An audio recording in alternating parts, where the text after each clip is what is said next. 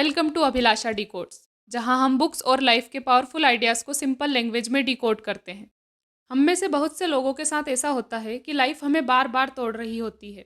जैसे कि हम जितनी कोशिश करने लगते हैं, प्रॉब्लम्स और ज़्यादा आने लगती है और एक पॉइंट पर लगता है बस, अब मुझसे और नहीं होगा। अगर तुमने भी कभी ये फील किया है, तो आज की कहानी सिर्फ एक बुक समरी नहीं है, ये एक वेकअप कॉल है। आज हम बात करेंगे एक ऐसे इंसान की जिसका चाइल्डहुड ट्रॉमा से भरा था, जो ओबेसिटी, फेल्योर, फियर और सेल्फ डाउट से गुजरा और फिर भी दुनिया का सबसे मेंटली टफेस्ट लोगों में से एक बना। This is can't hurt me by David Goggins. David Goggins का चाइल्डहुड बिल्कुल भी नॉर्मल नहीं था। उनके फादर एब्यूजिव थे। रोज वॉयलेंस, फियर और इनसिक्योरिटी के साथ जीना उनकी आदत बन चुकी थी। स्कूल में वो वीक और ओवरवेट थे और उन्हें लगता था कि वो लाइफ में कभी कुछ नहीं कर पाएंगे। और यहीं से शुरू होती है इस बुक की सबसे इंपॉर्टेंट बात। तुम्हारी स्टार्टिंग लाइन मैटर नहीं करती, तुम्हारी फिनिशिंग लाइन मैटर करती है। Lesson 1, accountability mirror. एक दिन गोगिन्स ने खुद से सच बोलना शुरू किया। उन्होंने मिरर के सामने खड़े होकर कहा, तू वीक है, तू लेजी है और तू खुद ही अपनी लाइफ बर्बाद कर रहा है।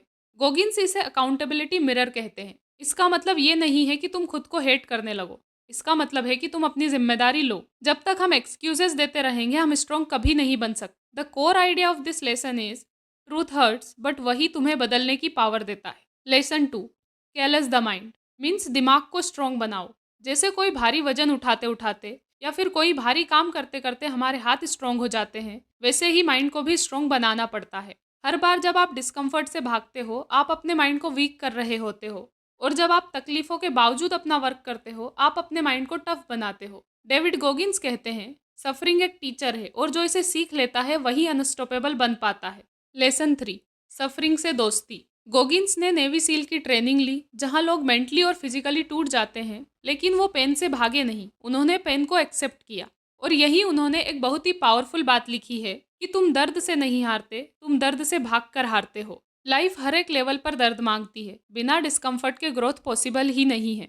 Lesson 4, 40% rule. जब तुम्हें लगता है कि तुम बिल्कुल थक गए हो, जब लगता है कि अब और नहीं हो रहा, तब सच ये होता है कि तुम अपनी पावर का सिर्फ 40% यूज किए होते हो। तुम्हारे अंदर अभी भी 60% पावर बची होती है। ये रूल सिर्फ फिजिकल नहीं, ये लाइफ के हर स्ट्रगल पर अप्लाई होता है।